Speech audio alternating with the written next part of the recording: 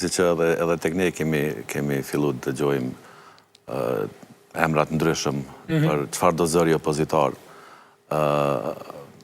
Bashkëpunëtori i Serbisë, bashkëpunëtori i Rusisë, kemi pas ulme edhe në media, pa qka se një media mund të anoj nga një parti politike, nuk do të thotë që e jep drejt askuj që ta quaj dikën bashkëpunëtor të armikut në këtë rast, se cili medium e ka drejtën e vetë të ketë politika redaktuse të vetat dhe si tilla ata dhe veprojnë. Po besoj që devalvimi edhe i shoqërisë po vjen si rezultat edhe i elitës politike. Besoj që gjithë këto konflikte që i shohim çdo ditë, qoftë në kuvend, qoftë jashtë kuvendit, e kanë pas ndikimin e vet edhe tek populli. Në anën tjetër, që shumë vite tash përveç asaj kohës kur u bë kauz demarkacioni kufirit dhe Zajednica, ashtu quajtur, që pat një ngritje popullore, kemi pa që kemi një anemi të shoqërisë.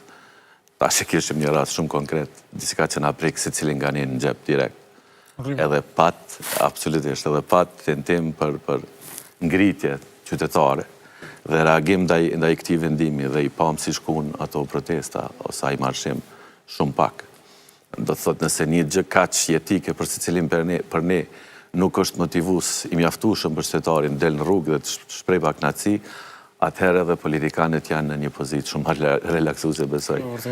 Ajo që kisha deshur ta them e kam përsërit edhe në disa raste tjera është që sa i përket procesit demokratik, ne me të vërtetë kemi administrim të zgjedhur dhe kemi pas shumë të mirë.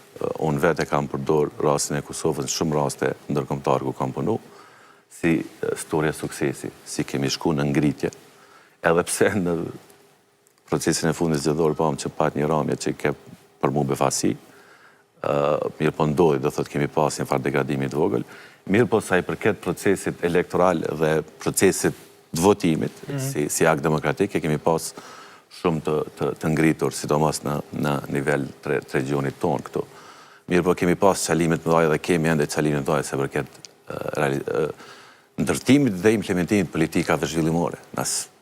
Ma thuaj një politikë zhvillimore që cila do qeveri në Kosovë ka nisë dhe ka përfundu deri në fund. Asnjë. E kemi një iniciativë për sigurimin shëndetësore, 5 qeveri deri tash janë marrë me to, asnjëra s'mundi ta përfundoj. Edhe mos të harrojmë që qeveria kaluar e ka pas një prej kryefjalëve të saj gjatë fushatës kaluar, realizimin e saj s'kemi pas asnjë lëvizje.